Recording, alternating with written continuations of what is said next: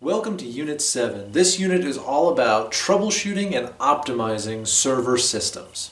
Now, of course, as with any complex system, things are going to go wrong. And when they do, we need to figure out what went wrong and how to fix it in an efficient and timely manner. So establishing strong troubleshooting skills and knowing what tools and resources you have at your disposal can help you get your servers back up and running as fast as possible. Now, we've explored the fact that servers often have more capabilities, both hardware and software, than your typical computer. But in order to get the most out of your server system, you're going to have to focus on optimizing that server to offer the best performance for the service that you want it to have. So let's start with troubleshooting. I want to quickly go through some of the terms and the process that we use for troubleshooting systems, and then I want to show you some of the tools that we have at our disposal for troubleshooting and optimizing systems. Our troubleshooting process is a 5-step process. The first step is education. We need to have enough knowledge about that system and how it normally operates in order to understand what's wrong with it or what it's not doing. We also need to have a full knowledge of what the problem is. If it's doing something it shouldn't or not doing something that it should, we need to be able to describe that and define what exactly that is. It's not enough to say the server isn't working. Well, what aspect of the server isn't working? Is it not available across the network, or is it not powered on, or is it available across the network but not offering the service that we need? We need to be able to define exactly what's going on, and all of that falls into education, both beforehand, understanding what the system is, how it works, and during a troubleshooting event, what is currently happening. Now, once we understand or we have that knowledge in place, step 2 is going to be a critical path, critical component analysis. In other words, what parts of this system are actually related to the issues at hand? For example, if we're having a power problem, we want to start considering things like, is there a power outage in the building? Have the UPSs run out of battery? Is the server even plugged in at all? Rather than considering things like, what operating system is installed? Or are the network cables securely seated? Those are not going to help us solve the problem if the problem is a power issue. And that's what we mean by critical path or critical component analysis. Let's think through the pieces of this system that would directly affect the problem that we're observing currently. Now, once we've established that system, whether it's the power system, hardware, software, networking system, etc., then we need to start drilling down to which components we want to test first. And that's our step 3, our inductive or our probabilistic reasoning. Which part of that system is most likely to fail? When it comes to a power issue, power outages and failed power supplies are probably going to be more common than a failed power cable. So if we know that it is in fact a power issue, we should start by checking power to the building or for failed power supplies, rather than starting by testing continuity on a power cable. With each of these steps, we're trying to efficiently determine the problem. Our inductive step, that probabilistic reasoning, we're trying to figure out which part is most likely to fail. Now, once we've established an ordered list of which parts are most likely to fail, it's time to start using our deductive reasoning, our necessary reasoning, in order to determine which part has actually failed.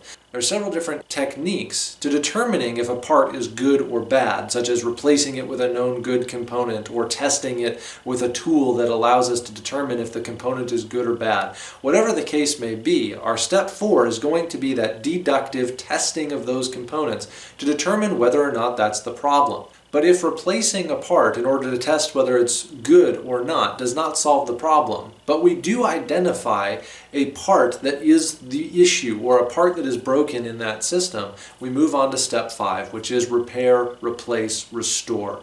Whatever we need to do in order to get full functionality back from that server, once we've identified the problem area, we need to respond appropriately.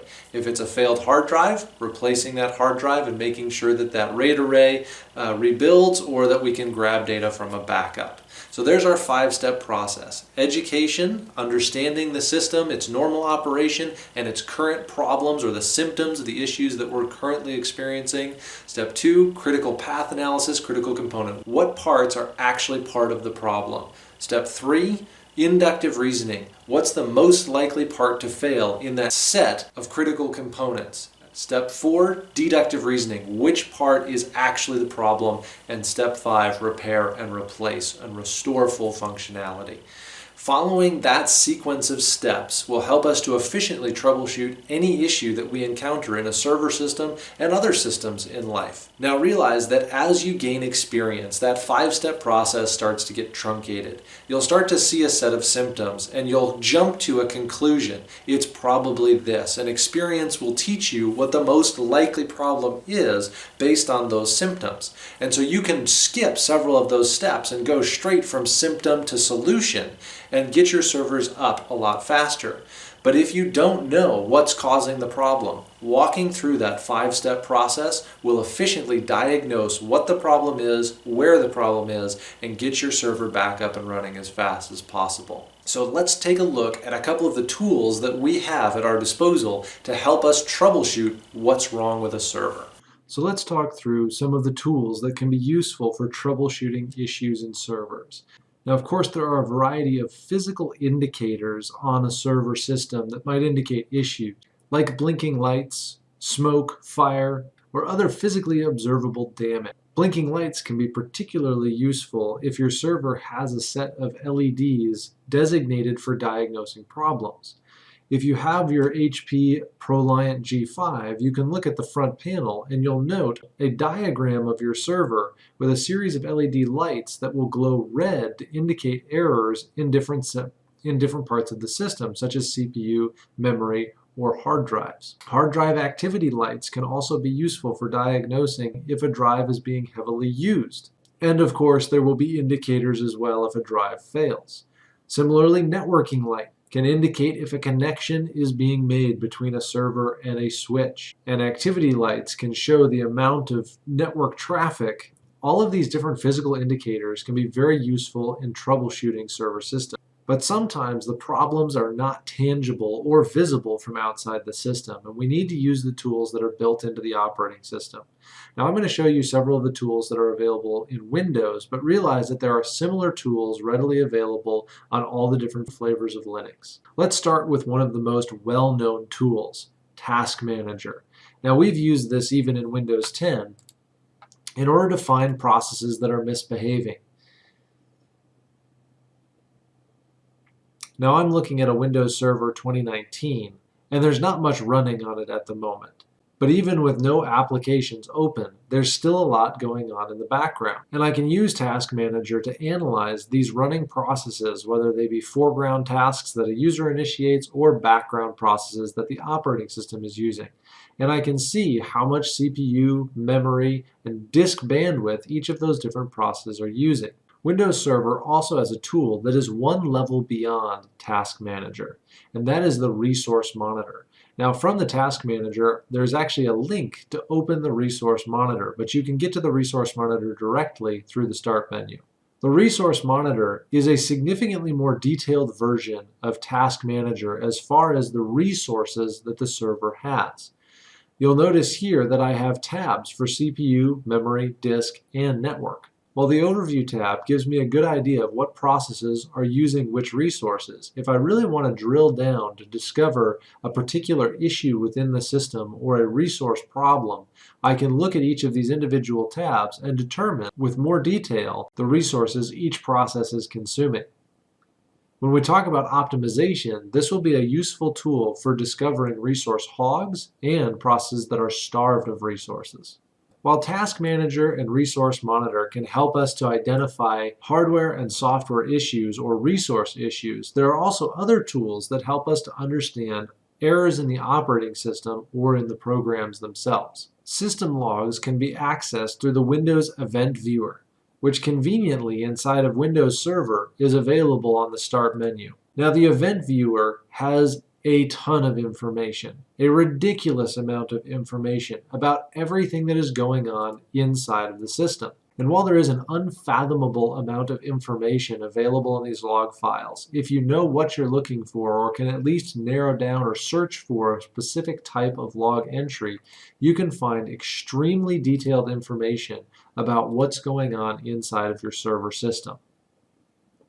This includes information about when users log on and off, what programs are run, what files those programs connect to or call as they're running. It can also give you details about when and why server systems shut down or restart, or when updates are installed. Every event has a timestamp and detailed information that can be useful for discovering issues. A more simplified way to look at the operating system and the issues that an operating system has had is through the reliability monitor.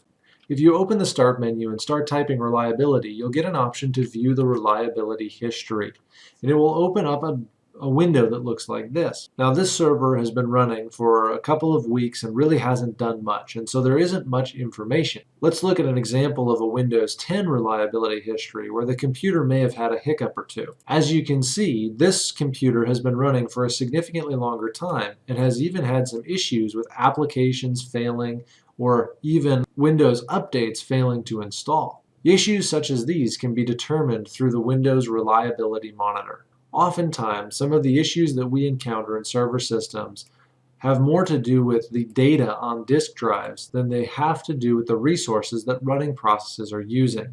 And so having tools to work specifically with disk drives can be very important. You've probably already used the disk management tool, which allows you to view and edit partitions and physical disks. Windows Explorer also offers other tools for working with disks and checking disks for errors. For example, in the Properties menu of a hard drive, under the Tools tab, Windows has tools for checking the drive and even optimizing the drive. If you're using a version of Windows Server that doesn't have the graphical user interface available, this error checking option can actually be accessed from the command line using the command checkdis or chkdsk. This tool will check through the drive and try to find inconsistencies between the file allocation table and the data that's actually readable on the drive. Sometimes that scan can actually recover corrupted information and fix errors that may be causing problems within the operating system or software. If the issue is performance related, using the built-in disk defragmenting tool or a third-party application like Pureform's Defragler can help to improve performance on hard drive systems by reducing the fragmentation in the file system. In order to efficiently troubleshoot systems, we need to use all the tools at our disposal in order to quickly identify what the issue is and a path forward for resolving that problem. Now, of course, while problems are inevitable, and troubleshooting is a very necessary skill, we can use a lot of the same tools that we've just looked at for optimizing servers as well. Optimization is the process of making sure that we're getting the most performance out of our server for a given service. If our server hosts web pages, we want to make sure that those web pages are loading as fast as the hardware is capable of providing them. We don't necessarily want a bottleneck in the system, whether that's the storage system or the network system, to be slowing down or wasting the useful performance of that particular server. Another big issue in servers is that when we have multiple services or multiple processes running, some of them will actually hog resources and starve out other processes. Imagine we have a server that is both serving web pages and handing out DHCP addresses. But the network adapter is so consumed with serving out web pages that it doesn't have time to get out of frame in response to a DHCP request. Thus, we have several devices that when they try to connect to the network, they're not getting the address from the DHCP server. While the server itself might have enough processors, memory, and even storage to offer all of these web pages and the DHCP service without a problem, the bottleneck becomes the networking. Identifying that issue and solving it, maybe by adding another network adapter specifically for the DHCP service, will allow us to get the most out of that particular system. So let's look at our process of optimizing servers. The first thing that we're going to look for are resource hogs. Are there processes that are using all of the CPU or all of the memory or all of the storage access or a disproportionate amount of one of those resources? Now realize that there may be cases where we actually want a process to be using all of the available resources if that's the only process on the server that's offering a service. So the next thing that we want to look for are starved processes, processes that don't have the resources that they need in order to offer the service that they are intended to offer. In the previous example, if there's only one service being offered and that service is consuming all of the resources that it needs, there may not be any starved processes that are worth noting. But if there are starved processes, processes that are trying to offer an essential service or a necessary service that aren't getting the resources that they need, we need to start protecting resources for those starved processes. So how do we do that? Well, in most systems, there is the ability to set things like processor affinity. Processor affinity is the setting that allows us to set which cores on a CPU a process can use. Now, by default, in Windows and Linux-based systems, all cores of the CPU are available to all processes. Thus, it's up to the operating system to shuffle processes around between different cores so that they can all run in a timely fashion. But if we have a CPU hog, a process that is using 100% of the CPU all the time and not allowing other processes to run because of that high CPU usage, we need to limit which CPU cores that particular process can use. And we'll do that with CPU affinity. I'll show you a quick example of that here. Real quick, let's take a look at how we can set processor affinity on a particular task. Now, on this Windows Server virtual machine, I only have 2 cores and not much is going on. Nevertheless, I can demonstrate this quite easily. You'll notice that Task Manager occasionally uses 5% of the CPU, which seems quite silly, but it does. So let's go ahead and see if we can set the Task Manager process affinity so that it only works on one core or the other. Now right now in this graph you can kind of see that both cores are active, and that's primarily due to the Task Manager process. I'm going to go ahead and right click on Task Manager and click on Go to Details. This is going to take me over to the Details tab and that particular task, taskmgr.exe, which is the process that is using those resources. When I right click on it, you'll notice that one of my options is to set affinity. If I click on that, it opens up a dialog. Now you'll notice that I only have 2 CPUs in this machine. If I were to have 36 CPUs, all 36 of those processors would show up with little checkboxes next to them. For this little experiment, I want to make sure that my Task Manager is only functioning on CPU 0. So I'm going to deselect CPU 1. Now you'll notice CPU 0 is the only one that's selected. I'm going to click OK. And then I'm going to go back to my performance window. And if I switch back and forth between these tabs a couple of times, there we go. You'll notice that I'm seeing these spikes on CPU 0, but I'm not seeing any spikes on CPU 1. And that's the CPU that's being used for Task Manager. Don't believe me? Well, let's see if we can swap it and see if we can get those same spikes to show up over on the other CPU. Again, I'm going to go over to Details. Here's my Task Manager. Set Affinity, CPU 1 rather than CPU 0. Click OK. And then I'm going to change tabs a couple of times to create those spikes. And lo and behold, you'll notice I've got a nice little spike on CPU 1 and not on CPU 0. Just to illustrate the fact that setting affinity actually does restrict that process to a particular CPU. So as you can see, we can actually restrict a process to specific cores on a CPU, thus leaving the rest of the cores available for system processes or other services. Similarly, if we experience data storage bottlenecks or data storage hogs, where a process is using all of the disk I/O, all of the read-write, we can separate volumes either logically or physically and separate the data that services need, so that even if one service is using all of the I/O to the data that it needs, the other data on a different volume or a different RAID array or some separate storage system can still be accessed by the services that need it. Of course, one of the easiest ways to protect or separate resources for a set of processes is through virtualization. Now, whether that means using virtual containers like Docker or using actual virtual machines such as VMware's ESXi, etc., to separate the processes into their own individual servers to protect CPU, memory, and data storage resources. we can use virtualization to protect those processes. Now, that's not always going to be ideal. Realize if we have services that are operating system dependent, and let's say, for example, that we have 3 different services that all need to run on Windows, it could be rather costly to create 3 separate virtual machines that all run a copy of Windows Server Edition in order to get those 3 services separated. It would be much better if we could figure out a way to use one server but still protect the resources that each of those processes needs within that one server environment. Another drawback of virtualizing is that we won't necessarily be able to allow a service to use all of the resources. It's much more difficult to dynamically allocate the memory of those virtual machines than it would be to allow those services living in the same operating system to consume the amount of memory or CPUs that they need for short periods of time.